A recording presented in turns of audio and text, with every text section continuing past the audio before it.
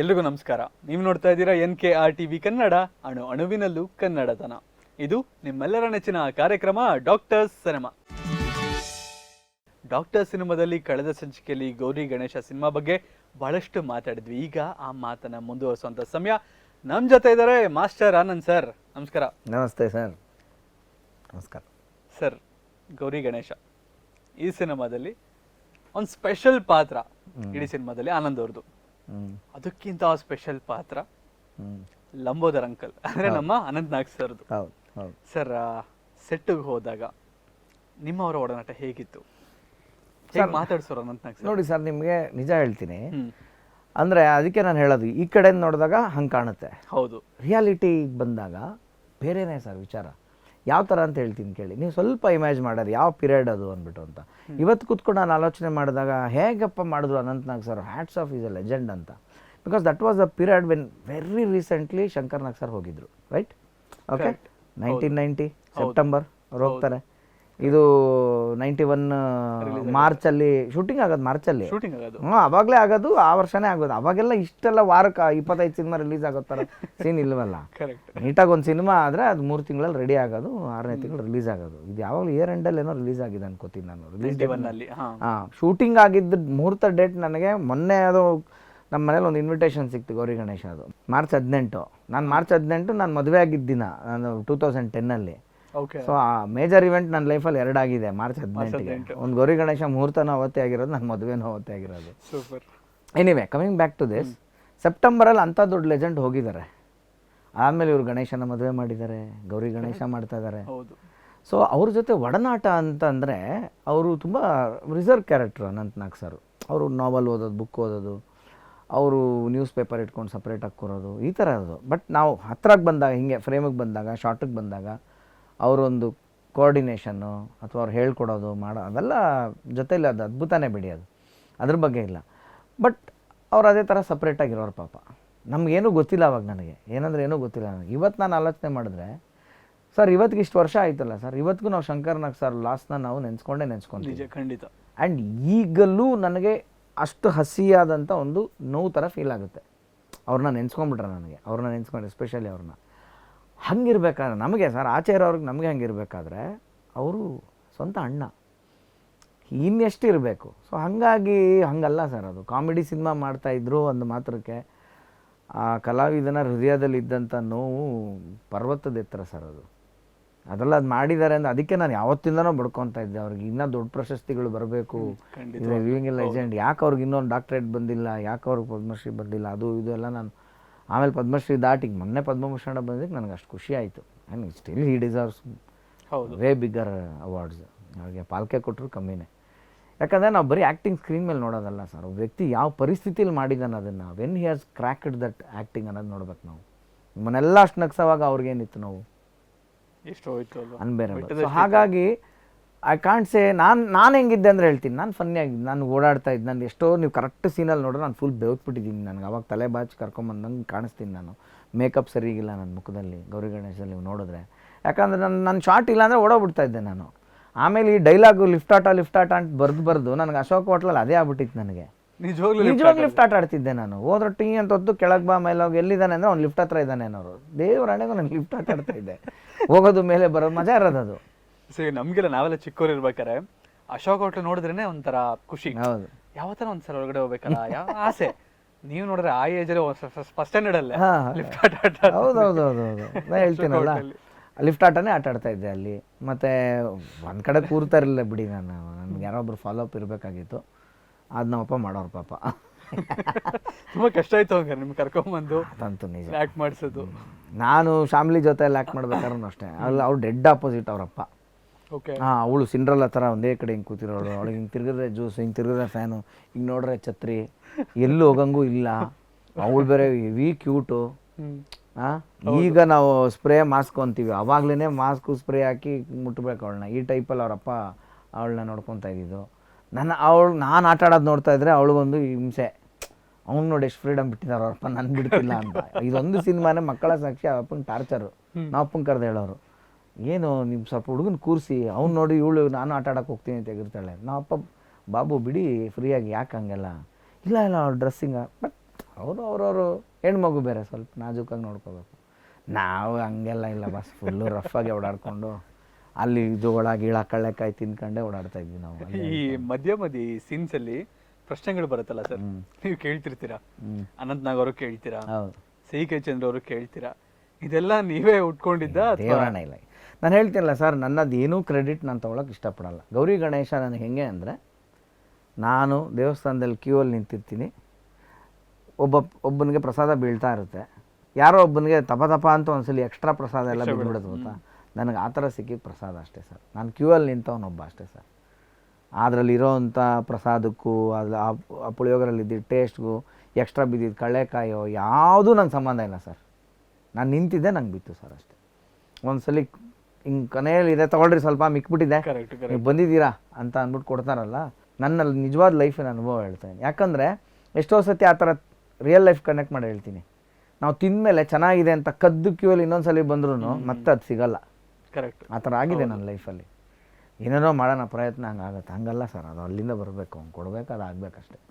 ಪಾಲಕ್ ಬಂದಿದ್ದು ಪಂಚಾಮೃತ ಅಲ್ಲ, ನಿಮ್ಮ ಪಾಲಕ್ ಬಂದಿದ್ದು ಡಬಲ್ ಪಂಚಾಮೃತ, ಅಮೃತ ಅದು, ಪಂಚ ಅಮೃತ ಅದು. ಸೊ ಹಾಗಾಗಿ ಅದು ನಾನು ಏನೂ ಕ್ರೆಡಿಟ್ ತೊಗೊಳಕ್ಕೆ ಇಷ್ಟಪಡಲ್ಲ, ಎಲ್ಲ ಕೊಟ್ಬಿಡ್ತೀನಿ ನಾನು ಕ್ರೆಡಿಟ್. ಸುಮಾರು ಜನ ಯಾರೋ ನನಗೆ ಕೇಳ್ತಿದ್ರು ಸರ್, ಆನಂದ್ ಸರ್ ಯಾಕೆ ರೀಸೆಂಟ್ಲಿ ತುಂಬಾ ಚೇಂಜ್ ಆಗ್ಬಿಟ್ಟಿದಾರಲ್ಲ, ಅವ್ರು ಮಾತಾಡೋ ಧಾಟಿನೇ ತುಂಬಾ ಚೇಂಜ್ ಆಗ್ಬಿಟ್ಟಿದ್ಯಲ್ಲ, ಅವ್ರು ನಡ್ಕೊಳ್ಳೋ ರೀತಿನೂ ಚೇಂಜ್ ಆಗ್ಬಿಟ್ಟಿದ್ಯಲ್ಲ, ಮುಂಚೆ ಒಂದು 5-6 ವರ್ಷದ ಮುಂಚೆ ಹಂಗಿರ್ಲಿಲ್ಲ, ಅವರು ತುಂಬಾ ಚೇಂಜ್ ಆಗಿದ್ದಾರೆ ಅಂತ ಹೇಳ್ತಾ ಇದ್ರು. ಇಲ್ಲ, ಅದೇನಿಲ್ಲ, ನಿಮ್ಗೇನಾಗುತ್ತೆ ಗೊತ್ತಾ, ನನ್ನನ್ನು ಎಲ್ಲಿ ನೋಡ್ತಾ ಇದ್ರಿ ನೀವು? ಒಂದು ಶೋ ಅಲ್ಲಿ ನೋಡ್ತಾ ಇದ್ರಿ, ಹೌದು, ಆ್ಯಂಕರ್ ಆಗಿ. ಅದೇನದು, ನಾನು ಅಭಿನಯ ಮಾಡ್ತಾ ಇದ್ದೀನಿ ತಿರ್ಗಾ ಅಲ್ಲಿ, ರಿಯಾಲಿಟಿ ಶೋ ಸರ್ ಹೆಸರಿಗೆ, ಬಟ್ ತಿರ್ಗಾ ಅಗೇನ್ ನಾನು ಆ್ಯಂಕರೇ ಅಲ್ವಾ, ಅಲ್ಲಿ ಮೇಕಪ್ಪು ಮಾತಾಡಬೇಕು ಇರುತ್ತೆ. ಓಕೆ, ಇನ್ಯಾವುದೋ ಶೋ ಅಲ್ಲಿ ನೋಡ್ತಾ ಇದ್ರಿ, ಅಲ್ಲೂ ಕಂಟೆಸ್ಟೆಂಟು ವಾಟ್ ಎವರ್. ನಾನಾಗಿ ರಿಯಲ್ ಆಗಿರೋವಂಥ ವೇದಿಕೆಗಳು ಯಾವುದಿತ್ತು, ಈ ಇಂಟರ್ವ್ಯೂ ಅಥವಾ ಪಾಡ್ಕಾಸ್ಟ್ ಅಂತ ಏನು ಬರ್ತಾ ಇದೆ, ಇದೆಲ್ಲ ಇವಾಗ ತಾನು ಟ್ರೆಂಡ್ ಆಗಿರೋದು. ಸೊ ಈಗೀಗ ನಿಮ್ಮ ಸೋಷಿಯಲ್ ಮೀಡಿಯಾದಲ್ಲಿ ನಿಮ್ಮ ಪರ್ಸ್ನಲ್ ಲೈಫ್ ಹೊರಗೆ ಬರ್ತಾ ಇದೆ, ರೈಟ್? ಹೌದು ಅಲ್ವಾ? ಯಾವತ್ತು ಪರ್ಸ್ನಲ್ ಲೈಫ್ ಯಾರು ನೋಡಿದ್ದಾರೆ, ಯಾರು ಪರ್ಸ್ನಲ್ ಲೈಫ್ ಯಾರು ನೋಡಿದ್ದಾರೆ? ಈ ಗಣೇಶ್ ಕಾಸರಗೋಡು ಸರ್ ಇದೆಲ್ಲ ಇದು ಮಾಡ್ತಾರಲ್ಲ, ಅವ್ರನ್ನೇ ಕೇಳಿ. ಒಬ್ಬ ಪತ್ರಕರ್ತರು ಮೊದಲು ಯಾರ್ದೋ ಮನೆಗೆ ಹೋಗಿ ಫೋಟೋ ತೆಗೆದು ಬರೆದ್ರೇ ಅವ್ರು ಬಿಡುವಿನ ವೇಳೆಯಲ್ಲಿ ಏನು ಮಾಡ್ತಿದ್ದಾರೆ, ಇವ್ರು ಬಿಡುವಿನ ವೇಳೆಯಲ್ಲಿ ಇದನ್ನು ಮಾಡ್ತಾರೆ ಅಂತ ಜನಕ್ಕೆ ಗೊತ್ತಾಗ್ತಾ ಇತ್ತು. ಹಂಗಲ್ಲ ಇವಾಗ ಗೊತ್ತಾಗ್ತಾ ಇದೆ ಅಷ್ಟೇ. ನಾನು ಇವಾಗಂತಲ್ಲ, ಮೊದಲಿಂದನೂ ಹೆಚ್ಚು ಕಮ್ಮಿ ಅದೇ ಥರನೇ ಇದ್ದೆ. ಬಟ್ ನನಗೆ ಈಗ ಲೈಫಲ್ಲಿ ತುಂಬ ರಿಲೇಟಬಲ್ ಆಗುತ್ತೆ ವಿಷಯ. ನಂಗೆ ಸುಳ್ಳು ಹೇಳೋಕ್ಕೆ ಹಿಂಸೆ ಆಗುತ್ತೆ. ಇವಾಗ ನೀವೇನೋ ಖುಷಿಯಾಗೇನೇ ಹೇಳಿದ್ರು ಅದನ್ನು ಹಂಗೆ ಅಷ್ಟೇ ಜಾಲಿಯಾಗೆ ಬಾಸ್ ಏನು ಸಖತ್ತಾಗಿದ್ದೀವಿ ಗೊತ್ತಾ ನಾವು ಅಂತ ನಾನು ಬಿಡ್ಬೋದು ಸುಮ್ಮನೆ ರೀಲು. ಹಂಗಲ್ಲ, ಅದು ಅಲ್ಲಿ ಬೇರೆ ಬೇರೆ ಥರನೇ ಇರ್ತಾಯಿತ್ತು. ಆಗವ ತಪ್ಪಲ್ಲ. ಅವರು ಸರ್ ಇದ್ದಿದ್ದ ಪೊಸಿಷನಲ್ಲಿ ಅವ್ರು ಅಷ್ಟೇ ಸಮಯ ಕೊಡೋಕ್ಕಾಗ್ತಿತ್ತು. ಮಣಿ ರಾಮಚಂದ್ರ ಸರ್ ಅವ್ರ ಶೂಟಿಂಗ್, ಅವ್ರ ಶಾರ್ಟಲ್ಲಿ ಅವ್ರು ಬ್ಯುಸಿ ಇರೋದು, ಎಷ್ಟು ಎಕ್ಸ್ಪ್ರೆಷನ್ನು ಎಷ್ಟು ಇದೆಲ್ಲ ಅವ್ರು ಹೇಳ್ಕೊಟ್ಟಿರೋದು. ಅದು ನಾನೇನು ಮಾಡಿದ್ದು, ನಾನು ಮಾಡಿದೆ ಅಷ್ಟೇ, ಅವ್ರು ಹೇಳ್ಕೊಟ್ಟಿದ್ದು. ಕುಣಗಲ್ ನಾಗಭೂಷಣ್ ಸರ್ ತಲೆಯಲ್ಲಿ ಇದು ನಿಂಗೆ ಬರಿಬೇಕು ಅಂತ ಅನಿಸಿದ್ದು ಯಾಕೆ? ಯಾರಿಗೂ ಅನ್ನಿಸ್ಬೇಕಲ್ಲ ಸರ್, ನಿಜ. ಯಾರಿಗೋ ಏನೋ ಅನಿಸುತ್ತೆ ಗೊತ್ತಾ, ಅದು ಸರ್ ಲಕ್ಕು. ಯಾವತ್ತೋ ಯಾರಿಗೋ ಏನೋ ಅನಿಸುತ್ತೆ ನಿಮ್ಮ ಬಗ್ಗೆ ಏನೋ ಮಾಡಬೇಕು ಅಂತ, ಅದು ಲಕ್ಕು. ನೀವು ಯಾರಿಗೂ ದುಡ್ಡು ಕೊಟ್ಟು ಲಕ್ ಪರ್ಚೇಸ್ ಮಾಡೋಕ್ಕಲ್ಲ. ನೀವು ಎಂಥ ದೊಡ್ಡ ಡೈರೆಕ್ಟ್ರನ್ನ ಕರೆಸ್ಬಿಡಿ, ಎಂಥ ದೊಡ್ಡ ಪ್ರೊಡ್ಯೂಸರ್ಗೆ ನೀವು ಇದು ಮಾಡಿಬಿಡಿ, ಎಂಥ ದೊಡ್ಡ ಸ್ಟಾರ್ ಕಾಸ್ಟ್ ನಿಮ್ಮ ಅಕ್ಕಪಕ್ಕ ಹಾಕೊಂಬಿಡಿ, ನೀವು ಕೋಟಿ ಚೆಲ್ಬಿಟ್ಟು ನೀವು ಸಕ್ಸಸ್ ಪರ್ಚೇಸ್ ಮಾಡೋಕ್ಕಲ್ಲ, ಮಾಡೋಕ್ಕಲ್ಲ. ಗ್ಯಾರಂಟಿ. ನಿಮ್ಗೆ ಯಾವ ಸಿದ್ಧ ಸೂತ್ರ ಇಲ್ಲ ಸರ್ ನೀವು ಫೇಮಸ್ ಆಗೋಕ್ಕೆ. ಅದಾಗಬೇಕು, ಡೆಸ್ಟಿನಿ ಅಂತೀರಾ ಅಷ್ಟೇ, 100% ಅಷ್ಟೇ. ಸೊ ಹಂಗಾಗಿ ನನಗೆ ಯಾವ ಕ್ರೆಡಿಟ್ ತೊಗೊಳಕ್ಕೂ ನಾನು ಇಷ್ಟಪಡಲ್ಲ. ಖುಷಿ ಪಡ್ತೀನಿ ಆದರೆ ನಂಗೆ ಸಿಗ್ತಲ್ಲ. ಆದರೆ ನೋಡಿದಾಗಂತೂ ಸಿನಿಮಾ ನೋಡಿದಾಗ ಎಲ್ರಿಗೂ ಪ್ರತಿಯೊಬ್ಬರಿಗೂ ಖುಷಿ ಆಗೋದಂತೂ ಫಸ್ಟ್ ಸೀನ್ ಆಟೋ ಹತ್ಕೊಂಡು ಹೋಗ್ತಾರೆ ಗೊತ್ತಾ, ನಮ್ಮ ತಂದೆ ಅಲ್ವಾ ಮಾಡಿರೋದು. Ananth Nag sir auto share ಮಾಡ್ತಾರಲ್ಲ 5 ರೂಪಾಯಿ ಕೊಟ್ಬಿಟ್ಟು, ನಮ್ಮ ತಂದೆ ಅದು ಫಸ್ಟ್ ಹತ್ಕೊಳ್ತಾರಲ್ಲ, ಸಫಾರಿ ಹಾಕಿರ್ತಾರಲ್ಲ ಸೂಟ್ ಕೇಸ್ ಇಟ್ಕೊಂಡು, ನಮ್ಮ ತಂದೆ. ಸರ್ ಆ ಕ್ವೆಶನ್ಸು ನೀವು ಬಿಡ್ತಾ ಇದ್ರಿ, ಸಿ.ಕೆ. ಚಂದ್ರ ಇರುವೆ ಬಾಯಿಲಿರೋ ತಿಂಡಿ, ಪ್ರಪಂಚದಲ್ಲಿ ಚಿಕ್ಕದಾಗಿರೋ ವಸ್ತು ಯಾವುದು? ಇರುವೆ ರಾಜೀವ್ ಗಾಂಧಿ ಅವ್ರ ಕೈ ಯಾವ ಸ್ನಾನ ಮಾಡ್ರಿ, ಈ ಕೈ ಯಾಕೆ ನೆನೆ ಎಲ್ಲ. ನಿಮಗೆ ಒಂದು ಮಜಾ ಹೇಳ ಅದ್ರಲ್ಲಿ, ನನಗೆ ನಗು ಬರುತ್ತೆ. ನಮ್ಮ ಅಪ್ಪ ನಂಗೆ ಡೈಲಾಗ್ ಹೇಳ್ಕೊಡೋಲ್ಲ, ನನಗೆ ಅರ್ಥ ಆಗವು ಡೈಲಾಗು. ಅರ್ಥ ಆದರೆ ತಾನು ನೀವು ಪರ್ಫಾರ್ಮ್ ಮಾಡಕ್ಕೆ ಹೋಗ್ತೀನಿ. ನಾನು ತುಂಬ ಸೈಕಲ್ ಹೊಡೆದು ಅರ್ಥ ಮಾಡ್ಕೊಳಕ್ಕೆ ಯಾವ ಡೈಲಾಗ್ ಗೊತ್ತಾ, ಈ ರಾಜೀವ್ ಗಾಂಧಿ ಸ್ನಾನ ಈ ಕೈ ನಂದಲ್ವಾ ಅಂತೀನಲ್ಲ, ಹೌದು, ನನಗೆ ಅದು ಪಂಚೆ ಆಗ್ತಿಲ್ಲ ತಲೆಯಲ್ಲಿ.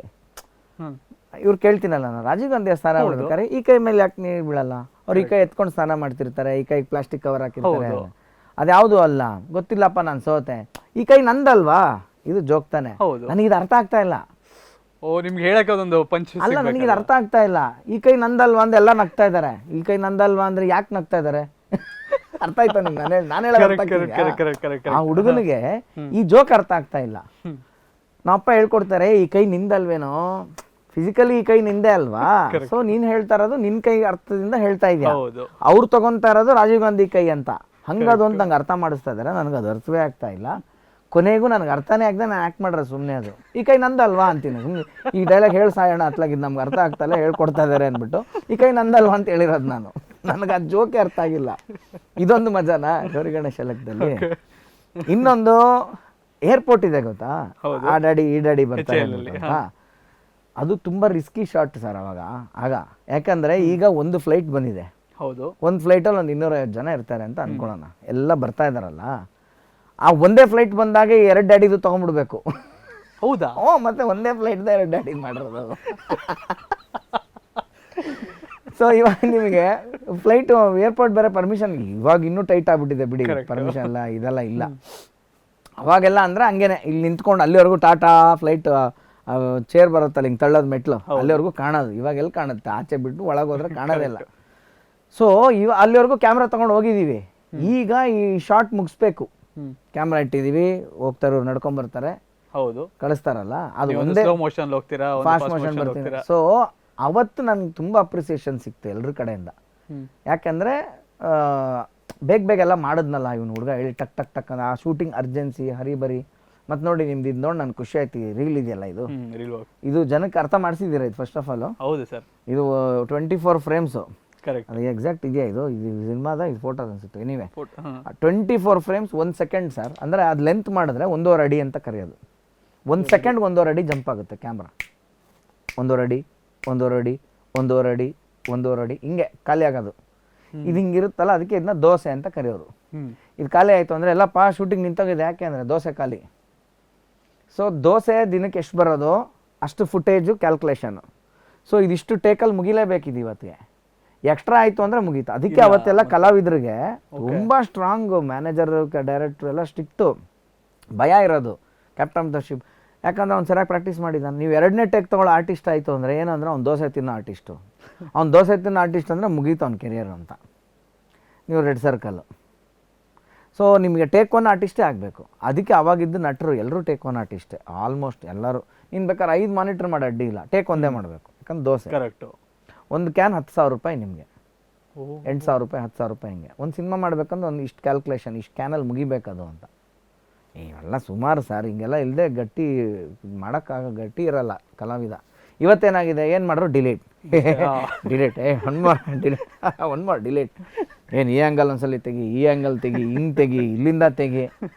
ಯಾಕೆ ಯಾರಪ್ಪನ ಗಂಟು ಹೋಗ್ಬೇಕು, ಮೆಮೊರಿ ಕಾರ್ಡ್ ತಾನೆ. ಈ ರೀಲ್ ಕೊಡಿ, ಕರೆಕ್ಟಾಗಿ ಬರ್ಕೊಂಬರ್ತಾರೆ ಸೀನ್. ಅವಾಗ ಇಲ್ಲಪ್ಪ ಇದು ಕ್ಲೋಸ್ ಅಪ್ ತೆಗೋಣ, ಇದು ವೈಟ್ ತೆಗೋಣ, ಇರೋದೇ ದೋಸೆ ಇಷ್ಟು ಅಂತ. ನೀವು ಯಾವತ್ತೂ ದೋಸೆ ಜಾಸ್ತಿ ತಿಂದಿದ್ದೀರಾ ಸರ್? ಇಲ್ಲ, ಸುಮ್ಮನೆ ಉತ್ಪ್ರೇಕ್ಷೆಗಲ್ಲ. ನಂದು ಮ್ಯಾಕ್ಸಿಮಮ್ ಇದು ಒಂದು ಆಗಿರೋದು ಒಂದು 5-6 ಟೇಕ್ವರೆಗೂ ಏನೋ ಹೋಗಿರ್ಬೋದು ಒಂದು ಸತಿ ಅಷ್ಟೇ, ಅದು ಬಿಟ್ಟರೆ ಇಲ್ಲ. ಅದು ಯಾವಾಗ ಒಂದು ಸತಿ ಆಯ್ತು ಅಂದರೆ ನನಗೆ ಗ್ಯಾಪ್ ಕರೋದು ಜ್ಯೇಷ್ಠ ಪಿಕ್ಚರಲ್ಲಿ. ಅದನ್ನೇ ಹೇಳ್ತೀನಿ ವಿಷ್ಣು ಸರ್ ಜೊತೆ, ನಾವು ಅದೇ ಹೇಳ್ತೀವಲ್ಲ, ಚಿಕ್ಕ ವಯಸ್ಸಲ್ಲಿ ಮಾಡಿಬಿಟ್ಟೆ ಎಲ್ಲ ಟೇಕ್ 1. ಯಾಕಂದ್ರೆ ಯಾರು ಅಂತ ಗೊತ್ತಿಲ್ವಲ್ಲ. ಕರೆಕ್ಟ್. ಜ್ಯೇಷ್ಠ ಬರೋ ಅಷ್ಟೊತ್ತಿಗೆ ಟೀನೇಜ್ ಹುಡುಗ, ದೊಡ್ಡವನು, 15 ವರ್ಷ. ವಿಷ್ಣು ಸರ್ ಅಂದರೆ ಗೊತ್ತಾಯಿತು, ನರ್ವಸ್ ಸ್ಟಾರ್ಟ್ ಆಗೋಯ್ತು. ಅದೇ ಹೇಳೋದು, when innocence is gone, intelligence ಯಾವಾಗ ಪ್ರವೇಶ ಆಗುತ್ತೆ ಅಲ್ಲಿ ಮನುಷ್ಯ ಬದಲಾಗ್ತಾನೆ. ಇನ್ನೋಸೆನ್ಸ್ನ ಅದಕ್ಕೆ ದೇವ್ರಿಗೆ ಹೋಲಿಸ್ತಾರೆ. ಒಂದು ಮಗು ಮಲಗಿದ್ರೆ ಅದ್ರ ಮೇಲೆ ಹಾವು ಹೋದ್ರೆ ಅದಕ್ಕೇನು ಗೊತ್ತಾಗುತ್ತೆ, ವ್ಯಾ ವ್ಯಾ ವ್ಯಾ ವ್ಯಾ, ಇದು ಹಾವಿದ್ರೆ ಅದನ್ನೇ ಇಟ್ಕೊಂಡು ಹಿಂಗೆಲ್ಲ ಆಟ ಆಡುತ್ತದು. ನಿಜ. ಬುದ್ಧಿ ಬಂದ ತಕ್ಷಣ ಹಾಗೇನೇ ಎಲ್ಲ ಜೀವನ. ಹಾಗಾಗಿ ಸೊ ಆ ಏರ್ಪೋರ್ಟ್ ಸೀನು ಅವತ್ತು ನಂಗೆ ತುಂಬ ಪ್ರಶಂಸೆ ಸಿಕ್ಕಿದೆ. ಏನಂದರೆ ಎಲ್ಲ 300 ಅಡಿ ಶಾರ್ಟ್ಸ್ ಇರೋದು. ಒಂದು ಸತಿ ಇವಾಗ ಇಟ್ಟರೆ 300 feet should go in 1 take. ಒಂದು ಮಿಸ್ಟೇಕ್ ಆಯಿತು ಅಂದರೆ ಮತ್ತೆ 300 ಫೀಟ್ ವೇಸ್ಟ್ ಆಗುತ್ತೆ, ಒಂದಲ್ಲ ಎರಡಲ್ಲ. ನೀವೊಂದು ಫ್ಲೈಟ್ ಕೂಡ ಹೋಗ್ಬಿಡುತ್ತೆ ಹಿಂದ್ಗಡೆ. ಫ್ಲೈಟ್ ಹೋಗ್ಬಿಡುತ್ತೆ. ಆ ಡೈಲಾಗೆಲ್ಲ ಹೇಳಬೇಕು. ಹಾರ ಹಾಕೊಂಬಂದ್ಮೇಲೆ ಕಣ್ಣು ಇದು ಒಂದೇ ಥರ ಇದೆ, ಮೂಗು ಒಂದೇ ಥರ ಇದೆ, ಬಾಯಿ ಒಂದೇ ಥರ ಮಾತಾಡೋದು. ಆ ಕಡೆ ಕಳಿಸಿದಾಗ ಮತ್ತೆ ಬಂದು ಇನ್ನೊಂದು ಶಾರ್ಟು. ಸೊ ಎಲ್ಲರೂ ಅವತ್ತು ತುಂಬ ಖುಷಿಯಾಗಿದ್ದರು. ಫಸ್ಟ್ ಆಫ್ ಆಲ್ ನೀವು ಕತೆ ಶುರು ಹೋಗ್ತಿದ್ದಂಗೆ ಎ ಗಣೇಶ್ ಆಗಿರ್ತೀರ, ಸಿ.ಕೆ. ಚಂದ್ರ ಅವ್ರು ಬರ್ತಾರೆ. ಸೊ ಆಗ ಸ್ಲೋ ಮೋಷನ್ ಹೋಗೋದಲ್ವಾ ಫಸ್ಟ್ ಟೈಮು, ಸ್ಲೋ ಮೋಷನ್ ಹೋಗ್ತೀರಾ. ನೀವು ಸಿ.ಕೆ. ಚಂದ್ರ ಅವ್ರನ್ನ ಮುಂಚೆ ನೋಡಿದ್ರಿ ಅಲ್ವಾ? ಸೊ ಆ ಒಂದು ಸಲ್ಗೆ ಬೆಳೆದಿತ್ತ ಸರ್ ಅಲ್ಲಿ? ಇಲ್ಲ, ನನ್ನ ಜ್ಞಾಪಕ ಇಲ್ಲ ಆ್ಯಕ್ಚುಲಿ ಹೇಳ್ಬೇಕಂದ್ರೆ. I don't. ನಿಮ್ಮ ತಂದೆ ಮಾತಾಡಿದ್ರು, ನನಗೆ ಅಷ್ಟೊಂದು ಜ್ಞಾಪಕ ಇಲ್ಲ ನನಗೆ. ಓಕೆ, ವೆಲ್ ಎನಿವೆ, ಅದೇ ಹೇಳಿದ್ರಲ್ಲ, ಇದು over all entire cinema experience ಇನ್ನೊಂದು ಥರ ಹೋಗಿದ್ದು ಅಂದರೆ ಇದೇ ಸಿನಿಮಾ ತೆಲುಗುಲಾಯಿತು ಗೋಲ್ಮಾಲ್ ಗೋವಿಂದಂ ಅಂತ ತೆಲುಗುಲಿ. ಅದು ಇನ್ನೊಂದು 2-3 ವರ್ಷ ಬಿಟ್ಟಾಯ್ತದು.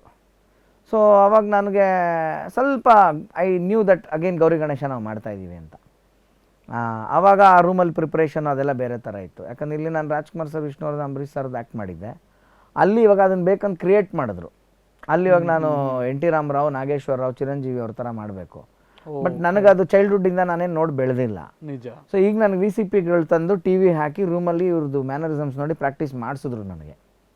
ಆ್ಯಕ್ಚುಲಿ ಸರ್ಪ್ರೈಸಿಂಗ್ ನಿಮ್ಗೆ ಹೇಳ್ತೀನಿ, ತೆಲುಗು ಆಡಿಯನ್ಸ್ಗಳು ಇವತ್ತು ಯಾರು ಸಿಕ್ಕಿದ್ರೆ ನಂಗೆ ಡೈರೆಕ್ಟ್ ಕನ್ನಡಿಯಲ್ಲ ಅವರು, తెలుగు మాట్లాడతారు ఇర్తారు ಚೆನ್ನಾಗಿ ಅಂತ ಅನ್ಕೊಳ್ಳಿ ಅವರು. ನಾನು ಮಾತಾಡಿಸ್ತಾರೆ, ఏం సార్ మీ ఫిలమ్ ఏమో చెప్పారు వీళ్ళు మీరు చేశారు హంగే హంగే అంటారಲ್ಲ.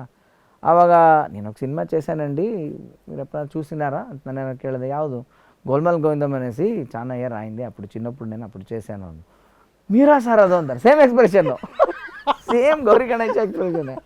ಬಟ್ ದಟ್ ಡಿನ್ ಆ ಮೂವಿ ಇಲ್ಲಿ ಕನ್ನಡ ಅಷ್ಟು ಹಿಟ್ ಆಗಲಿಲ್ಲ, ಅದು ತೆಲುಗಲ್ಲಿ ಸ್ವಲ್ಪ ಕ್ಲೈಮ್ಯಾಕ್ಸ್ ಎಲ್ಲ ಚೇಂಜ್ ಮಾಡಿಬಿಟ್ರು. ಪಣಿ ಸರ್ ಮಾಡಿ ಸ್ಕ್ರೀನ್ ಪ್ಲೇನೇ ಮಾಡಿದ್ರೆ ಅದ್ಭುತವಾಗಿ ಆಗಿರೋದು. ಅಲ್ಲಿ ಸ್ವಲ್ಪ ಏನೇನೋ ಮಾಡಕ್ಕೆ ಹೋದ್ರು, ಡೈರೆಕ್ಟರ್ ಬೇರೆ ಆಗಿದೆ, ಮಾಸ್ ಆಗಿ. ಎಲ್ಲ ಟೀಮ್ ಎಲ್ಲ ಬೇರೆ, ನಾನು ಒಬ್ಬನೇ ಇಲ್ಲಿಂದ. ಅಲ್ಲಿ ರಾಜೇಂದ್ರ ಪ್ರಸಾದ್ ಅವ್ರು ಮಾಡಿದ್ರು, ಎಲ್ಲ ಚೆನ್ನಾಗಿತ್ತು. ಬಟ್ ಈ ಕ್ಲೈಮ್ಯಾಕ್ಸ್ ಏನೋ ಒಂದೆಲ್ಲ ಬೇರೆ ಮಾಡಿಬಿಟ್ಟು ಈ ಮಜಾ ಕೊಡಲಿಲ್ಲ ಅವರು finishing. But still that it's a hit, it's a decent cinema ಅಲ್ಲಿ. ಬಟ್ ಅದನ್ನು ಇವತ್ತು ಮರ್ತಿಲ್ಲ.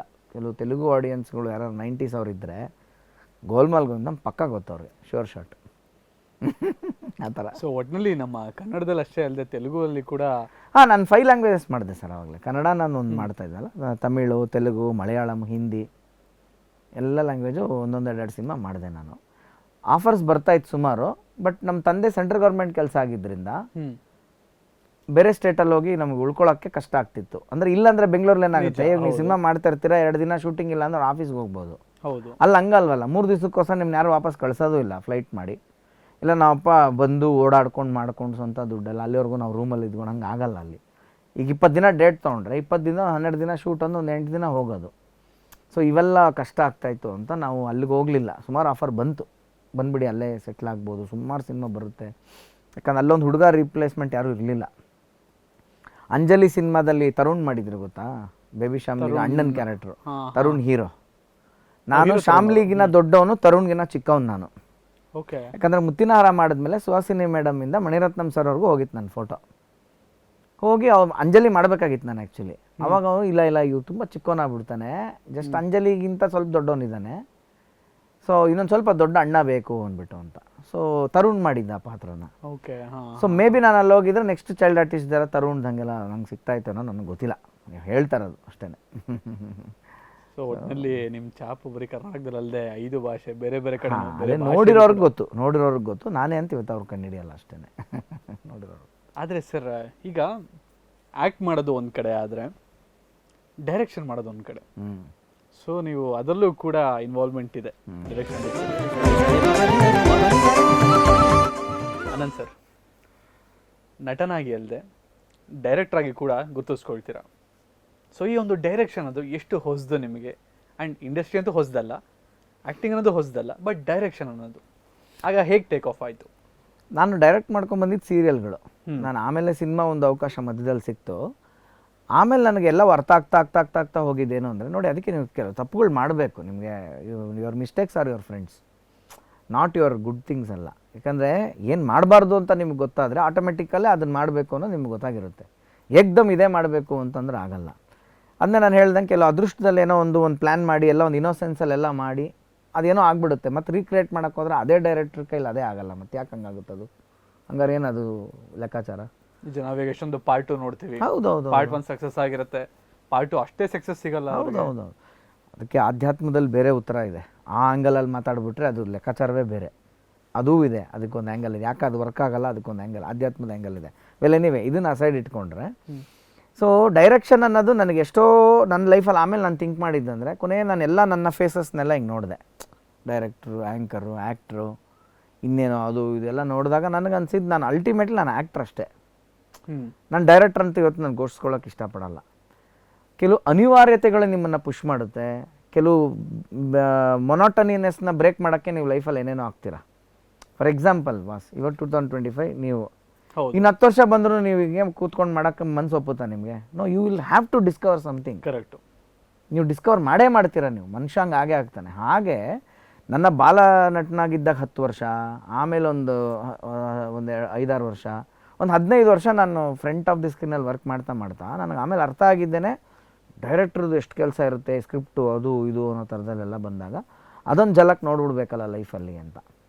ಆಮೇಲೆ ನಿಮ್ಗೆ ಇನ್ನೊಂದು ಏನಾಗ್ತಾ ಬರುತ್ತೆ ಅಂತಂದರೆ, ನಿಮ್ಮನ್ನ ಗುರುತಿಸೋರು, ನಿಮ್ಮ ಟ್ಯಾಲೆಂಟು, ನಿಮ್ಮ ಪೊಟೆನ್ಷಿಯಲ್ನ ಗುರುತಿಸುವವರು ಕಮ್ಮಿ ಆದಾಗ ನನ್ನನ್ನು ನಾನೇ ಗುರುತಿಸ್ಕೋಬೇಕು ಅಂತ ಬರುತ್ತೆ ನಿಮಗೆ. ನನ್ನನ್ನು ನಾನೇ ಗುರುತಿಸ್ಕೋಬೇಕು ಅಂದ್ರೆ ನಾನು ಡೈರೆಕ್ಟ್ರ್ ಆಗಲೇಬೇಕು. ಅವಾಗ ಅಷ್ಟೇ ನಾನು ಏನು ಹೇಳೋಕ್ಕೆ ಹೊರಟಿದ್ದೀನೋ ಅದು ನಾನು ಹೇಳೋಕ್ಕಾಗೋದು. ಕರೆಕ್ಟು. ಇಲ್ಲ ಅಂದರೆ ಲೈಫ್ ಲಾಂಗ್ ಯಾರಿಗೋ ಹೇಳ್ತಾನೆ ಇರ್ಬೇಕು, ಸರ್ ನಾನು ಹಿಂಗೆ ಸರ್, ಅರ್ಥ ಮಾಡ್ಕೊಳ್ಳಿ ಸರ್, ನಾನು ಹಿಂಗೂ ಮಾಡಬಲ್ಲೆ ಸರ್, ಹಂಗೂ ಮಾಡಬಲ್ಲೆ. ಎಷ್ಟು ದಿನ ಹೇಳೋದು ಅದನ್ನ? ಸೊ ಆ ಹೋರಾಟದಿಂದ ಆಚೆ ಬರೋಕ್ಕೆ ನಾನು ಅನಿವಾರ್ಯವಾಗಿ ನಿರ್ದೇಶನ ಆದೆ. ನನ್ನ ನಿರ್ದೇಶನದಲ್ಲಿ ಅದಕ್ಕೆ ಸೀರಿಯಲ್ಗಳು, ಅವಾಗ ಸಿಕ್ಕ ಅವಕಾಶಗಳು, ಆಗ ಸಿಕ್ಕಂಥ ವೇದಿಕೆಗಳು ಕಿರುತೆರೆ ಮಟ್ಟಿಗೆ ಸಿಕ್ತು, ಸಿನಿಮಾನೂ ಒಂದು ಸಿಕ್ತು. ಬಟ್ ಅಲ್ಲಿ ಆಮೇಲೆ ತಿರ್ಗಾ ಅರ್ಥ ಆಗಿದ್ದೇನು ಅದನ್ನ ನಾನು ಹೇಳೋದು. ಎಷ್ಟು ವರ್ಷ ಇದರಲ್ಲಿ ಡೈ ಹೊಡೆದು ಈಜಿದ್ರು ತಿರ್ಗಾ ಅಲ್ಲೇನೋ ಇರುತ್ತೆ ಅಲ್ವಾ. ನೀವು ಇಲ್ಲಿ ಯಾವುದೋ ಸಮುದ್ರನೊಬ್ಬ ಇಲ್ಲಿಂದ ಇಲ್ಲಿಗೆ ಈಜ್ತಾರಲ್ಲ, ಇಂಗ್ಲೀಷ್ ಚಾನಲ್ಲು, ಇನ್ನೊಂದು ಪೆಸಿಫಿಕ್ ಚಾನಲ್ ಎಲ್ಲ ಅಂತಲ್ಲ, ನೆಕ್ಸ್ಟ್ ಟೈಮ್ ಹಂಗೆ ಈಜ್ಬೇಕಾದ್ರೆ ಅದೇ ಹಂಗೆ ಇರುತ್ತೆ ಅನ್ನೋಕ್ಕಾಗಲ್ಲ. ಅಲ್ಲಿ ಬೇರೆ ಏನೋ ಚಾಲೆಂಜ್ ಬರ್ಬೋದು ಅವ್ನಿಗೆ ಅನ್ನೋ ಹಂಗೆ. ಈ ಸರಿ ಹೋಗೋಕೆ ತಿಮಿಂಗ್ಳ ಬಂದಿಲ್ಲ, ನೆಕ್ಸ್ಟ್ ಟೈಮ್ ಬರಲ್ಲ ಅಂತ ಏನು ಗ್ಯಾರಂಟಿ? ಬರ್ಬೋದು, ಏನೋ ಆಗ್ಬೋದು ಅನ್ನೋ ಹಾಗೆ ನನಗೂ ಸುಮಾರು ಆಯಿತು. ಅವಾಗ ನಂಗೆ ಅರ್ಥ ಆಗಿದ್ದೇನೆಂದರೆ, ಇದು ಸುಮ್ಮನೆ ಒಂದ್ರದ್ದು ಕತೆ ಅಲ್ಲ, ಇದು ಸುಮಾರು ಜನ ಬೇಕು ನನಗೆ ನಂದು ಒಂದು ಬುಲ್ಸೈ ಆಗೋಕ್ಕೆ. ನನಗೆ ಬಾಣ ಬಿಡೋಕ್ಕೆ ಬರುತ್ತೆ, ನಾನು ಶಾರ್ಪಾಗಿ ನೋಡ್ತೀನಿ, ನಾನು ಬಾಣ ಬಿಡ್ತೀನಿ ಅಂದರೆ ಹಂಗಲ್ಲ. ಇದು ಸುಮಾರು ಕತೆಗಳಿದೆ ಇದರಲ್ಲಿ ಅನ್ನಿಸ್ಬಿಟ್ಟು ಅದರಲ್ಲಿ ನನಗೆ ಸ್ವಲ್ಪ ಇಂಟ್ರೆಸ್ಟ್ ಹೊಟ್ಟೋಯ್ತು ನನಗೆ. ಇವತ್ತು ನನ್ನದೇ ಒಂದು ಯೂಟ್ಯೂಬ್ ಚಾನಲ್ಲೋ ನಾನು ಒಂದು ಪಾಡ್ಕಾಸ್ಟಲ್ಲಿ ಏನಕ್ಕೆ ಮಾಡ್ತಾಯಿದ್ದೀನಿ ಅಂತಂದರೆ, ಈಗ ಬರುತ್ತದ ವಿಷಯ. ಈಗ ನಂದು ಬಾಣ, ನನ್ನ ಗುರಿ, ನನ್ನ ಕಂಟೆಂಟು ನಾನು ಮಾಡ್ತಾಯಿದ್ದೀನಿ. ಸೊ ಆ್ಯಕ್ಟ್ರಾಗಿದ್ದಾಗ ನಾನು ಇನ್ನೂ ನೆಕ್ಸ್ಟ್ ಲೆವೆಲ್ ಆ್ಯಕ್ಟರ್ ಆಗಬೇಕು ಅಂತ ನಾನು ಡೈರೆಕ್ಟರ್ ಆಗಬೇಕು ಅನ್ನಿಸ್ತು. ಅದಾದಮೇಲೆ ಈಗ ಅರ್ಥ ಆಗ್ತಾ ಇರೋದು ನನಗೆ ಏನಂದರೆ, ನಾನೇ ಪ್ರೊಡ್ಯೂಸರ್ ಆಗಬೇಕು.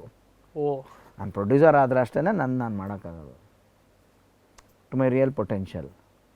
ಇಲ್ಲ ಅಂತಂದರೆ ಇವೆಲ್ಲವೂ ಒಂದೊಂದೇ ಸ್ಟೆಪ್ಪು ಸರ್. ಅಂದರೆ ಈಗ ಪ್ರತಿಯೊಂದು ಡಿಪಾರ್ಟ್ಮೆಂಟ್ ಕೂಡ ಒಂದು ಎಕ್ಸ್ಪೀರಿಯನ್ಸ್ ಆಗಬೇಕಲ್ಲ.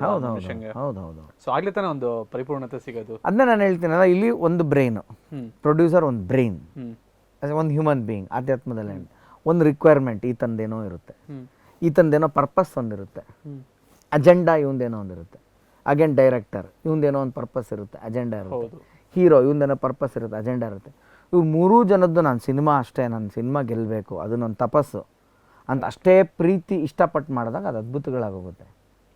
ಇವನು ಏನೋ ದುಡ್ಡು ಹಾಕಬೇಕು, ನಾನು ದುಡ್ಡು ನೋಡ್ತೀನಿ, ನನಗೆ ಎಷ್ಟು ಬರುತ್ತೆ ಏನು ಅಂತ ಇವನು ಲೆಕ್ಕ ಕೇಳ್ತಾನೆ ಡೈರೆಕ್ಟರ್ನ. ಇವನಿಗೆ ಸಿಕ್ಕಿರೋದೇ ಒಬ್ಬ ಪ್ರೊಡ್ಯೂಸರು, ಇವನು ಇಟ್ಕೊಂಡು ನಂಗೆ ಒಂದು ಸಿನಿಮಾ ಮಾಡಿದ್ರೆ ಸಾಕು ಅಂತ ಕಷ್ಟಪಟ್ಟು ಯಾವುದೋ ಒಂದು ಹೀರೋ ಡೇಟ್ ಬೇರೆ ತಂದಿರ್ತಾನೆ. ಹೌದು. ಸೊ ಇವನೊಂದು ಕಥೆಯಲ್ಲಿ ಇವನ ಪ್ರಕಾರ, ಡೈರೆಕ್ಟರ್ ಪ್ರಕಾರ ಈ ಸಾಂಗ್ ಇಲ್ಲೇ ಆಗಬೇಕು ಅಂತ. ಈಗ ಹೀರೋಗೆ ಬರೋಣ, ಇವನದೊಂದು ಅಜೆಂಡಾ ಇರುತ್ತೆ. ಈ ಸಿನಿಮಾ ನಾನು ಮಾಡಿದ್ದೀನಿ, ಪಕ್ಕದ ಹೀರೋ ಅವ್ನು ಯಾರೋ ಸ್ವಿಟ್ಜರ್ಲ್ಯಾಂಡಲ್ಲಿ ಸಾಂಗ್ ಮಾಡ್ಕೊಂಬಂದಿದ್ದಾನೆ, ನಾನು ಹೋಗಲ್ಲ ಒಂದು ಕೆರೆದ್ಬಿಟ್ಟು ಬರಬೇಕು ಅಂತ ಇವನಿಗೊಂದಿರುತ್ತೆ. ಇವ್ನಿಗೆ ಸ್ವಿಟ್ಜರ್ಲ್ಯಾಂಡಲ್ಲಿ ಮಾಡೋಣ ಈ ಸಾಂಗ್ನ ಅಂತಾನೆ. ಇವನಿಗೆ ಹೋಗಿ ಪ್ರೊಡ್ಯೂಸರ್ಗೆ ಒಪ್ಸ್ಬೇಕಿದ್ದೀನಿ ಸ್ವಿಟ್ಜರ್ಲ್ಯಾಂಡ್ ಮಾಡೋಣ ಅಂತ. ಸೊ ಇದೆಲ್ಲ ಇಂಬ್ಯಾಲೆನ್ಸ್ಗಳು ತುಂಬ ಇದೆ.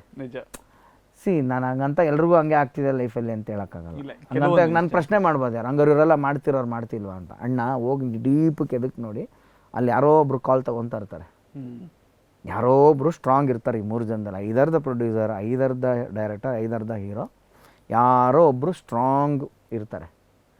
ಆವಾಗಷ್ಟೇ ಇದಾಗೋದು. ಆ ಡಿಸಿಷನ್ ಬೇಸಿಸ್ ಮೇಲೆ ಏನೋ ನಡೀತಾ ಇರುತ್ತೆ. ಸೊ ನನಗೆ ಇಲ್ಲಿ ಇವ್ರನ್ನ ಮೆಚ್ಚೋ ಕಾರ್ಯಕ್ರಮ, ಅವ್ನ ಮೆಚ್ಚೋ ಕಾರ್ಯಕ್ರಮ, ಈ ಮಧ್ಯೆ ನನ್ನ ಕತೆ ಸಾಯ್ತಾ ಇದೆ ಗುರು. ನಿಜ. ನನ್ನ ಕತೆನ ಸಾಯ್ಸೋಕ್ಕೆ ಇಷ್ಟಪಡಲ್ಲ, ಅದಕ್ಕೆ ನಾನು ಡೈರೆಕ್ಷನ್ ಮಾಡಲ್ಲ. ಮಾಡಬೇಕಾ ನೋಡುವ, ಸೇಮ್ ಮನಸ್ಸಿರೋ ಅಂಥ ಸಿನಿಮಾನ ಪ್ರೀತಿಸೋವಂಥ ನಿರ್ಮಾಪಕ ನೀನು ಬಾ, ನೀನು ಹೀರೋ ಆಗು, ನಾನು ಮಾಡ್ತೀನಿ, ನೀನು ಮಾಡು, ನಾನು ಮಾಡ್ತೀನಿ. ಇಲ್ಲ ನಾನು ಬೇಡ, ನಾನು ಆ್ಯಕ್ಟಿಂಗ್ ಬೇಡ, ನಾನು ಡೈರೆಕ್ಷನ್ನೇ ಮಾಡ್ತೀನಿ. ಒಂದೇ ಇಂಟೆನ್ಷನ್ ಇಟ್ಕೊಂಡು ಬಂದಾಗ ಆಬ್ವಿಯಸ್ಲಿ ಕೆಲಸ ಆಗುತ್ತೆ. ಅವತ್ತಿಗೆಲ್ಲರಿಗೂ ಅದೇ ಥರ ಇತ್ತು ಹೆಚ್ಚು ಕಮ್ಮಿ. ಅದಕ್ಕೆ ಅವಾಗ ಸಿನಿಮಾಗಳು ಹಂಗೆ ಬರ್ತಾಯಿತ್ತು. ಈಗಲೂ ಹಿಟ್ ಆಗ್ತಿರೋ ಸಿನಿಮಾದೆಲ್ಲ ನೋಡಿ, ಎಲ್ರದ್ದು ಒಂದೇ ಸಂಕಲ್ಪ ಇರುತ್ತೆ, ಅದೇ ಹಿಟ್ ಆಗೋದು. ಗೌರಿ ಗಣೇಶಲ್ಲೂ ಹಂಗೆ ಇತ್ತಲ್ವ? ಹೌದು. ಇವಾಗ ನೋಡಿ, ಅನಂತ್ನಾಗ್ ಸರ್ ಸೂಪರ್ ಸ್ಟಾರ್ ಅಪ್ಪ. ಗೌರಿ ಗಣೇಶದಲ್ಲಿ ಎಷ್ಟು ಕಡೆ ನಾನು ಅವ್ರನ್ನ ಓವರ್ಟೇಕ್ ಮಾಡ್ತೀನಿ ಡೈಲಾಗು. ಅವ್ರು ಊಟ ಮಾಡೋಕೆ ಹೇಳ್ತಾರೆ, ನಾನು ಈ ನನ್ನ ಮಗನ ಹೊಗಳ್ತೀನಿ, ಈ ನನ್ನ ಮಗ ನನ್ನ ಕಂಡಮ್ ಮಾಡ್ತಾ ಇದ್ದಾನೆ. ನೀವೆಲ್ಲ ನಗ್ತೀರಾ ಡೈಲಾಗ್? ಖಂಡಿತ. ಅವ್ರು ಸುಮ್ಮನೆ ಹೇಳ್ಬೋದಾಗಿತ್ತಲ್ಲ, ಏನಕ್ಕೆ ಆ ಡೈಲಾಗ ಚಿಕ್ಕ ಹುಡುಗ ಹೇಳೋದು, ಚೂರು ಕಟ್ ಮಾಡಿಬಿಡಿ, ನನಗೆ ಸ್ವಲ್ಪ ಕನ್ನಡಿ ತೊಗೊಂಬಮ್ಮ ಅಂತ ಹಿಂಗಿರ್ಬೋದಾಗಿತ್ತು. ಅವರು ಮಾಡಲಿಲ್ಲ. ಅವ್ರು ಲಂಬೋದರ ಆಗಿದ್ದರು. ಅವ್ರನ್ನ ಆ ಮೂಮೆಂಟಲ್ಲಿ ಗಣೇಶ ಟೀಕ್ಸಬೇಕಾಗಿತ್ತು, ಅದು ಸರಿ ಅಂತ ಅವ್ರಿಗನ್ಸಿತ್ತು, ಮಾಡಲಿಲ್ಲ ಅವರು. ಆ್ಯಂಡ್ ಅಫ್ಕೋರ್ಸ್ ಪಣಿರಾಮಚಂದ್ರ ಸರ್ ಆ ಥರ ಎಲ್ಲದಕ್ಕೂ ಒಪ್ಪಿ ಮಾಡೋ ಅಂಥವ್ರಲ್ಲ. ಅದಕ್ಕೆ ಈ ಥರ ಲೆಜೆಂಡ್ಸ್ಗಳು ಅವ್ರದ್ದೆಲ್ಲ ಸಿನಿಮಾಗಳು ಕಮ್ಮಿ ಇರುತ್ತೆ, ನಿಜ ಸಕ್ಸಸ್ ರೇಟ್ ಜಾಸ್ತಿ ಇದೆ. ಸಕ್ಸಸ್ ರೇಟ್ ಜಾಸ್ತಿ ಇರುತ್ತೆ. ಅದು ಯಾರಿಗೂ ಅಬ್ಸರ್ವೇಷನ್ಗೆ ಬರೋಲ್ಲ ಅಷ್ಟೇ. ಸರ್ ನಿಮ್ಮ ಪಾತ್ರ ಎಸ್ಪೆಷಲಿ ಹೇಳಬೇಕು ಅಂತಂದ್ರೆ ಇನ್ನೊಂದು ಮುಖ್ಯ ಪಾತ್ರ ನಮ್ಮ ಸಿ ಕೆ ಚಂದ್ರ ಅವ್ರ ಬಗ್ಗೆ ಮಾತಾಡ್ಬೇಕು ನಾವೀಗ. ಅವರು ರಮೇಶ್ ಭಟ್ ಸರ್, ರಮೇಶ್ ಭಟ್ ಅವರು ಎರಡು ಈಕ್ವಲ್ ಪಾತ್ರ. ಎ ಗಣೇಶ್ ಅವ್ರ ಬಗ್ಗೆ ಮಾತಾಡಿದ್ರಲ್ವಾ? ಎ Ganesha C K Chandra sir. ಹೌದು, ಈಗ ನೆಕ್ಸ್ಟ್ ಎಂ ಗಣೇಶ್ ಅವ್ರು ಬರ್ತಾರೆ. ನಾನು ಕೇಳಿದೆ ನಿಮಗೆ ಸಿ ಕೆ ಚಂದ್ರ ಪರಿಚಯ ಆಯ್ತಾ ಮುಂಚೆ ಅಂತ ಕೇಳಿದೆ ಆಗ್ಲೇ. ಸೊ ಈಗ ರಮೇಶ್ ಭಟ್ ಅವ್ರ ಬಗ್ಗೆ ಮಾತಾಡೋಣ. ಮುಂಚೆ ಪರಿಚಯ ಆಯ್ತಾ ಸರ್? ಏನೋ ನನಗೆ ಜ್ಞಾಪಕ ಬರ್ತಾ ಇಲ್ಲ, ಈಗ ಝೂಮ್ ಬ್ಯಾಕ್ ಮಾಡಿದ್ರೆ ಗೊತ್ತಿಲ್ಲ. ಅದು ಮುಂಚೆ ಯಾವ ಸಿನಿಮಾ ಇಲ್ಲ. ಶಾಂತಿಕಾಂತ್, ಹೊಸಜೀವ, ರಾಣಿ ಮಹಾರಾಣಿ, ಶಬರಿಮಲೆ ಸ್ವಾಮಿ ಕೆಳಗೆ, ಕೇಸರಿ, ಸುಂದರಕಾಂಡ, ಜೈಲರ್ ಜಗನ್ನಾಥ್ ಇಲ್ಲ, ವೀರಪ್ಪ ಇರ್ಲೇ ಇಲ್ಲ. ಫಸ್ಟ್ ಟೈಮ್ ಅದು, ಫಸ್ಟ್ ಟೈಮ್ ಅನ್ಕೋತೀನಿ. ಓಕೆ. ಸೊ ರಮೇಶ್ ಭಟ್ ಅವ್ರ ಜೊತೆ ಆಗ ಶೂಟಿಂಗ್ ಸೆಟ್ ಏನಾದರೂ ಒಂದು ಬೆಸ್ಟ್ ಮೂಮೆಂಟ್ ಇದೆ ಅಂತ? ಇಲ್ಲ, ನನಗೆ ಅದೇ ಹೇಳ್ತೀನಲ್ಲ, ನಾನು ಎಲ್ಲರಿಗೂ ಫೇವ್ರೆಟ್ ಕಿಡ್. ನನ್ನ ಎಲ್ಲರೂ ಪ್ರೀತಿಸಿದ್ದಾರೆ, ಎಲ್ಲರೂ ಎತ್ಕೊಂಡಿದ್ದಾರೆ, ಎಲ್ಲರೂ ಮುದ್ದಾಡಿದ್ದಾರೆ. ಅದು ನಾನು ಅದೇ ಹೇಳ್ತೀನಲ್ಲ, ಒಂಥರ ಪ್ಯಾಂಪರ್ಡ್ ಕಿಡ್ ಏನಾಗುತ್ತೆ ಹೇಳಿ, ಹಠ ಜಾಸ್ತಿ ಅದು. ಯಾಕಂದ್ರೆ ಅದು ಬರೀ ಪ್ರೀತಿನೇ ನೋಡಿರೋದು. ಎಲ್ಲರೂ ಚಿಕ್ಕ ವಯಸ್ಸಲ್ಲಿ ಎತ್ಕೊಂಡು ಪ್ರೀತಿ ನೋಡಿರೋನು ಸಡನ್ನಾಗಿ ನಂಗೆ ದೊಡ್ಡವನಾದ್ಮೇಲೆ ನನಗೆ ಆ ರಿಜೆಕ್ಷನ್ ನೋಡಿದಾಗ ನನಗಾಗಲಿಲ್ಲ. ಕರೆಕ್ಟ್. ಈ ಒಂದು ಜನ್ರೇಷನ್ನು, ಒಂದು ಇಂಡಸ್ಟ್ರಿ ನನ್ನ ಪ್ರೀತಿಸ್ಬಿಟ್ಟಿದೆ. ಅವ್ರ ಜೊತೆ ಎಲ್ಲ ಬೆಳೆದು ಅವರೆಲ್ಲ ಲೆಜೆಂಡ್ಸ್ ಆಗಿದ್ದಾರೆ. ಈಗ ಅವರೆಲ್ಲ ಸೋಬರ್ ಆಗಿದ್ದಾರೆ, ಒಂದೊಂದು ಕಡೆ ತೇಲ್ತಾ ಇದ್ದಾರೆ. ರಪ್ ಅಂತ ನೆಕ್ಸ್ಟ್ ನಾನು ಇವಾಗ ಇನ್ನೊಂದು ಕಡೆ ಬಂದಾಗ ನಮ್ಮ ಕಾಂಪಿಟೇಟರ್. ಹೌದು, ಓಕೆನಾ? ನಾನೇನು ಸುಮ್ಮನೆ ಜೋಶ್ ತೊಡೆ ತಟ್ಕೊಂಡೆಲ್ಲ ಹೇಳ್ತಾ ಇಲ್ಲ ಬಾಸ್. ನಾನು ಹೇಳ್ತಾ ಇರೋದೇನಂದ್ರೆ ಅರ್ಥ ಆಗ್ತೀರಿ, ರಿಯಾಲಿಟಿ ಯಾವ ಕಾಂಟೆಕ್ಸ್ಟಲ್ಲಿ ಹೇಳ್ತಾ ಇದ್ದೀನಿ ಅಂತ. ನಾನೇನೋ ನನ್ನ ಇದಕ್ಕೆ ಹೇಳ್ತಾ ಇಲ್ಲ. ಬಟ್ ನೆಕ್ಸ್ಟ್ ಬರೋವಾಗ್ಲೇ ನೆಕ್ಸ್ಟ್ ಜನ್ರೇಷನ್ ಅವ್ರು ಯಾವ ಥರ ನೋಡೋರು ಅಂದರೆ, ಇವನು ಅವಾಗಲೇ ಮಾಡಿ ಬಂದಿದ್ದಾನೆ ಅಂತ. ಸೊ ಒನ್ ಆರ್ಮ್ ಡಿಸ್ಟೆನ್ಸಲ್ಲಿ ಮಾತಾಡ್ಸೋದು, ಒನ್ ಆರ್ಮ್ ಡಿಸ್ಟೆನ್ಸಲ್ಲಿ ಹರ್ಟ್ ಮಾಡೋದು, ಅಥವಾ ಏನೋ ಒಂದಷ್ಟೆಲ್ಲ ಆಗೋದು ನನಗೆ ಮಾತ್ರ ಅರ್ಥ ಆಗುತ್ತೆ. ಅದು ನಾನು ಯಾರಿಗೂ ಹೇಳಲಾರೆ ಬಿಡ್ಲಾರೆ. ಹಿಂದೆ ಗುಸುಗುಸು ಪಿಸು ಪಿಸು ವಾಟ್ ಎವರ್, ಹಿಂದೆ ಗುಸುಗುಸು ಪಿಸು ಅನ್ನೋದಕ್ಕಿಂತನೂ ವಾಟ್ ಎವರ್ ಸೆಟ್. ಅಂಡ್ ಈಗ ಯಾವುದೋ ಒಂದು ಸಿನಿಮಾ, ನಾನು ಸುಮ್ಮನೆ ಹೇಳಲ್ಲ, ಹೆಸರು ಹೇಳಲ್ಲ. ಸಿನಿಮಾ ಆ ಶಾರ್ಟ್ ಹೆಂಗೆ ಬಂತು ಅಂತಂದರೆ, ಕಿವಿ ರೆಕಾರ್ಡ್ ಮಾಡ್ತಿರ್ತಾರೆ ನಾಗರ, ಅವ್ರು ಕೆಳಗಿಟ್ಬಿಟ್ಟು ಕ್ಲಾಪ್ ಹೊಡಿದ್ದಾನೆ. ಸೊ ನನಗಿವಾಗ ಆ ಸೀನ್ ನೋಡಬೇಕು ಡಬ್ಬಿಂಗ್ ಹೋದಾಗ ಅಂತ ಆಸೆ ನನಗೆ. ಅಲ್ಲಿ ಹೋದರೆ ಡಬ್ಬಿಂಗಲ್ಲಿ ಆ ರಶ್ಶೇ ಬರ್ತಾ ಇಲ್ಲ, ಯಾಕಂದರೆ ಆ ಸೀನೇ ಎಡಿಟು. ಆ ಸೀನೇ ಇಲ್ಲ ಪಿಕ್ಚರಲ್ಲಿ. ಸೊ ಇದೆಲ್ಲ ನಾವು ನೋಡಿರಲಿಲ್ಲ ನಾನು ಚಿಕ್ಕ ವಯಸ್ಸಲ್ಲಿ. ನನಗೆ ಆ ಥರ ಸೂಪರ್ ಹಿಟ್ ಆಯಿತು ಅಂದರೆ ಆ ಸೀನ್ ಇನ್ನೂ ಎನ್ಹ್ಯಾನ್ಸ್ ಆಗೋದು ಡಬ್ಬಿಂಗ್ ಬರೋ ಅಷ್ಟೊತ್ತಿಗೆ. ಅಥವಾ ಇವತ್ತು ನಾನು ಹಂಗೆ ಆ್ಯಕ್ಟ್ ಮಾಡ್ತೀನಿ, ಅವತ್ತೇನೋ ಆಗಿದೆ ಅಂದರೆ ಡೈರೆಕ್ಟ್ರಿಗೆ ಇವತ್ತೊಂದು ಪೊಟೆನ್ಷಿಯಲ್ ಗೊತ್ತಾದ ಮಾರನೇ ದಿನಕ್ಕೆ ಸೀನ್ ಚೇಂಜ್ ಆಗಿ ಇನ್ನೂ ಎತ್ತಬೇಕು ಅನ್ನೋ ಥರದ್ದು ಏನೋ ಒಂದು ಆ್ಯಡ್ ಮಾಡಿ ಬರ್ಕೊಂಬಂದಿರೋರು, ಅದಕ್ಕಿನ್ನೂ ಸಪೋರ್ಟ್ ಮಾಡೋಂಥವ್ರೇನೋ ಇರೋರು. ಇದೆಲ್ಲ ಸೆಕೆಂಡ್ ಹಾಫಲ್ಲಿ ನೋಡಿದ್ನಲ್ಲ ನನಗೆ ಹೋಗ ಅನ್ನೋ ಥರ ಬೇಜಾರಾಗೋಯ್ತು ನನಗೆ. ಇದು ನನಗೆ ಅಂತಲ್ಲ, ಸುಮಾರು ನಾನು ಹಂಗೆ ನೋಡೋಕೆ ಹೋದರೆ ಎಲ್ಲ ಒಂದು ಚೈಲ್ಡ್ ಆರ್ಟಿಸ್ಟ್ಗಳದ್ದು ನೀವು ನೋಡ್ಕೊಂಡು ಬನ್ನಿ ನೀವು. ನಾನು ಇವಾಗ ರೀಸೆಂಟಾಗಿ ಕುತ್ಕೊಂಡು ಒಂದು ರಿಸರ್ಚ್ ಮಾಡ್ತಿದ್ದೆ. ಹೋಮ್ ಅಲೋನ್ ಅನ್ನೋ ಒಂದು ಸಿನಿಮಾ. ಹೌದು, ಹಾಂ ಹೌದು. ಅದಾದಮೇಲೆ ಮಟಿಲ್ಡಾ ಅಂತ ಒಂದು ಹುಡುಗಿ ಮಾಡಿದ್ಲು ಸಿನಿಮಾ, ಮಟಿಲ್ಡಾ. ಅವಳು, ಆಮೇಲೆ ಬೇಬಿ ಶ್ಯಾಮಿಲಿ, ನಾನು, ಮಂಜು. ಏನಾಗ್ಬಿಡುತ್ತೆ ನಮಗೆ ಅಂದರೆ, ಒಂದು ಜನ್ರೇಷನ್ ನಮ್ಮನ್ನು ಪ್ರೀತಿಸಿ ಬೆಳೆಸಿದ್ಮೇಲೆ ಇನ್ನೊಂದು ಜನ್ರೇಷನಲ್ಲಿ ಆ ಥರ ಎಕ್ಸಾಕ್ಟ್ ಪ್ರೀತಿ ಸಿಗಲ್ಲ ನಿಮಗೆ. ಅವಾಗ ಯಾರಿಗೂ ಕಮ್ಬ್ಯಾಕ್ ಮಾಡಬೇಕು ಅಂತಲೇ ಅನಿಸಲ್ಲ, ಇರೋ ಫ್ಯಾಕ್ಟ್ ಅದು. ಒಂದಾದರೆ ಮಾಡ್ತೀವಿ, ಖುಷಿ ಇದ್ದರೆ ಎಲ್ಲ ಫಸ್ಟು ಎಂಟೈರ್ ಸೆಟಪ್ ಖುಷಿ ಕೊಡಬೇಕು. ಇಲ್ಲ ಅಂದರೆ ನಮಗೆ ಬೇಡ ಅಂತ ಅನಿಸುತ್ತೆ. ಯಾವತ್ತು ಒಳ್ಳೆ ಕಥೆನಲ್ಲ. ಅಂದರೆ ಇದೆಲ್ಲ ಕೇಳ್ತಾ ಸರ್, ಲೈಕ್ ಹೆಂಗಿರ್ಬೋದು ಆ ರಿಯಾಲಿಟಿ? ಅದಕ್ಕೆ ಹೇಳ್ತಾರೆ, ಇದು ವರವೂ ಹೌದು ಶಾಪವೂ ಹೌದು. ಇದು ವರವೂ ಹೌದು ಶಾಪವೂ ಹೌದು. ಅದಕ್ಕೆ ನಾನು ಹೇಳ್ತಾ ಇರೋದು. ನಾನು ನೋಡಿದಾಗ ತೆರೆ ಮೇಲೆ ಎಷ್ಟು ಖುಷಿಯಾಗಿದ್ದಾರಲ್ಲ, ಎಷ್ಟು ಹ್ಯಾಪಿ ಆಗಿದ್ದಾರಲ್ಲ, ಎಷ್ಟು ಈಸಿಯಾಗಿ ಮಾಡ್ಬಿಟ್ರಲ್ಲ. ಅದೆಲ್ಲ ಮಾಡಿದ್ವಿ ನಾವು, ಅದೇ ಹೇಳ್ತೀವಲ್ಲ, ಅದೆಲ್ಲ ನಾವು ಮಾಡಿದ್ವಿ, ಅದು ಆಯಿತು, ಅದಂಗೆ ಆಯಿತು, ಮಜವಾಗಿತ್ತು. ಅರೆ ಒಂದು ಕ್ವಶನ್ ಏನು ಗೊತ್ತಾ sir, master Anand mister Anand ಯಾಕಾಗಿಲ್ಲ ಅಂತ? ಮಿಸ್ಟರ್ ಆನಂದು ನಾನು ಅದನ್ನೇ ಹೇಳ್ತೀನಲ್ಲ, ನಾನು ಮಾಸ್ಟರ್ ಮಾಡಿದವ್ರು ಯಾರು? ನನ್ನ ಆಬ್ವಿಯಸ್ಲಿ ಜನರು. ಮಿಸ್ಟ್ರು ಅವರೇ ಮಾಡಬೇಕಾಗಿತ್ತಲ್ಲ. ಅರ್ಥ ಆಗ್ತೀನಿ ನಾನು ಹೇಳ್ತಾ ಇರೋದು. ನಾನು ಮಾಸ್ಟರ್ ಅಂತ ಘೋಷಣೆ ಕೊಡಲಿಲ್ಲ ಅಥವಾ ನಾನು ಆಗಲಿಲ್ಲ. ಹೌದು. ಅಂದರೆ ಮಿಸ್ಟರು ಆಗಿ ನಾನು ಹೆಂಗೆ ಆಗೋಕ್ಕಾಗತ್ತದು? ಜನ ಅದನ್ನೇ ಇಷ್ಟಪಟ್ಟರು ಅಷ್ಟೇ. ಮಾಸ್ಟರು ಅಥವಾ ಬೇಬಿ ಅನ್ನೋದೇನಿದೆ ಚಿಕ್ಕ ಹುಡುಗರಿಗೆ ಹೇಳೋ ಅಂಥ ಒಂದು ಸಬ್ ಟೈಟಲ್ ಥರ ಅದು. But the name went with that ಅಷ್ಟೇ, ಇನ್ನೇನಿಲ್ಲ. ಆನಂದ್ ಅನ್ನೋದು ಒಂದು ಕಾಮನ್ ನೇಮ್, ಎಲ್ಲ ಗೊತ್ತಿರೋಂಥ ಆನಂದ್, ಸಂತೋಷು, ರವಿ, ಕುಮಾರ್ ಅನ್ನೋ ಥರ ಒಂದು ಕಾಮನ್ ನೇಮು. ಸರ್ ನನಗೆ ಇರಿಟೇಟ್ ಆಗುತ್ತೆ ಅಂದರೆ ಏನಕ್ಕೆ? ಈಗ ಏನು ಗೊತ್ತಾ, ಅದು ನಾಟ್ ಜಸ್ಟ್ ಮೀ. ಈಗ ನೀವು ಯಾವುದೇ ಒಂದು ಚಿಕ್ಕ ಮಗು ಒಂದು ಹೈಸ್ಕೂಲಿಗೆ ಬಂದಿರುತ್ತೆ, ಅಥವಾ ಒಂದು ಹುಡುಗಿ ಟೀನ್ಸಿಗೆ ಬಂದಿರ್ತಾಳೆ, ಅವಳನ್ನೇ ಪಾಪು ಅಂತಾನೆ. ನಾನು ಪಾಪು ಅಲ್ಲ, ನಾನು ದೊಡ್ಡೊಳಗಿದ್ದೀನಿ ಇವಾಗ ಅನ್ನಲ್ವಾ? ಹೌದು. ನೀವೇ ಅಂದಿರ್ತೀರ. ಕರೆಕ್ಟ್. ನಿಮಗೆ 8th or 9th ಬಂದಾಗ ಸೈಟಾಗಿ ಮೀಸೆ ಗೀಸೆ ಬಂದಾಗ ನಿಮ್ಮ ಮನೆ ಹಳೆ ರಿಲೇಟಿವ್ಸ್ ಯಾರೋ ಬಂದಾಗ ಏನೋ ಪುಟ್ಟ ಹೆಂಗಿದ್ಯೋ ಅಂತ ಇನ್ನ ಬೆನ್ ತಟ್ರೆ ಮೈಂಡ್ ವಾಯ್ಸ್ ನನ್ನ ಮಗ ನಿನ್ನ ಪುಟ್ಟ ಗಿಟ್ಟ ಅಂತಾನೆ, ನನ್ನ ಅಜ್ಜಿ ನಾವು ಬೆಳೆದ ಎಷ್ಟು ದೊಡ್ಡವರಾಗಿದ್ದೀವಿ, ಮರ್ಯಾದೆ ಇಲ್ಲ ಅಲ್ವಾ. ಸೊ ನನಗೆ ಹಂಗೆ ಮಾಸ್ಟರ್ ಅನ್ನೋದು ಪಿಚ್ಚಿನಾದಾಗ ಇರಿಟೇಟ್ ಆಗೋದು, ಯಾಕೆ ಇನ್ನೂ ನನ್ನ ಮಾಸ್ಟರ್ ಅಂತಾರೆ ಅಂತೆಲ್ಲ ಈ ಹಿಂಸೆ ಆಗೋದು ನನಗೆ.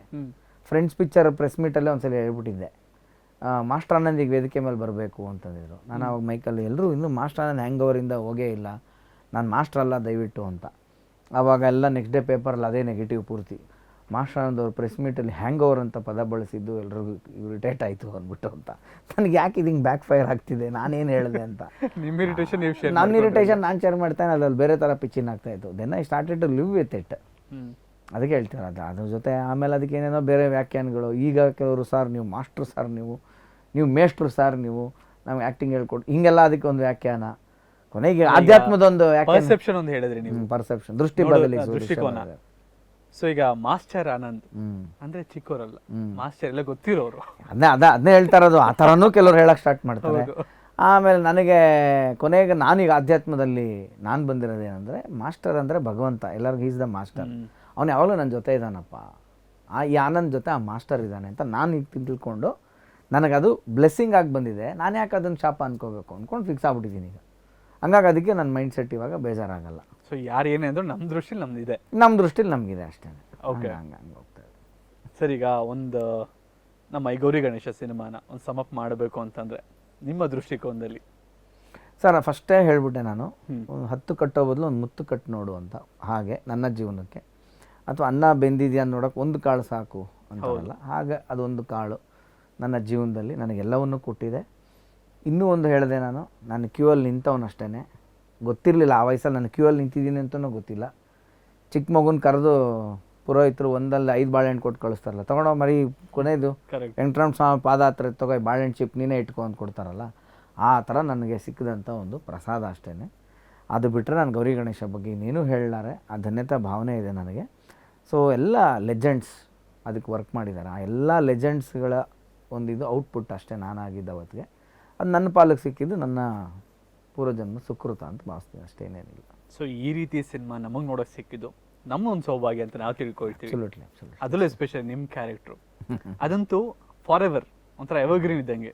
ನಮಗೆ ನೋಡಿದಾಗೆಲ್ಲ ಇವಾಗಲೂ ಕೂಡ ಎಷ್ಟೋ ಸಲ ಹಾಕಿದ್ರೆ, ಇವಾಗ ನಮ್ಮ ಜನ್ರೇಷನ್ ಅವ್ರು ಅಂದ್ಕೊಳ್ಳಿ, ನೆಕ್ಸ್ಟ್ ನಾವು ನಮ್ಮ ಮಕ್ಳಿಗೆ ತೋರಿಸ್ತೀವಿ ಅದನ್ನೇ. ಆ ಸಿನಿಮಾ ಬಂದಾಗ ಅಲ್ಲಿ ನೋಡಲು ಎಷ್ಟು ಚೆನ್ನಾಗಿತ್ತು, ಆ ಮಗು ನೋಡಿ ಎಷ್ಟು ಶೂಟಿಂಗ್ ಮಾಡಿದ್ದಾರೆ, ನೀನು ನೋಡಿ ಏನು ಮಾಡಿದೆ.